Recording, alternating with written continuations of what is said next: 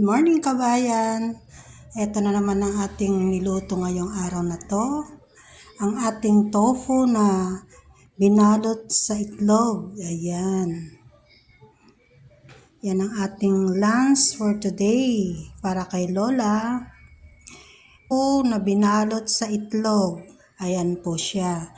Yan po ang loob ng ating tofu coated by egg. Ayan.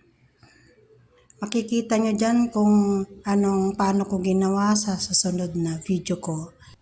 Okay, pagka-prito natin ang ating tofu, i-fry naman natin yung egg, tapos ipapatong natin dyan ang ating tofu at i-roll at balutin dyan sa egg na yan. Ganyan lang po kasimple kabayan. Sa 6 na piraso na nagawa kong coated egg na yan, 2 itlog lang kabayan ang ginamit ko dyan. So, tignan nyo, nakagawa tayo ng marami at napaka sarap sa mata tignan, di ba? Very presentable.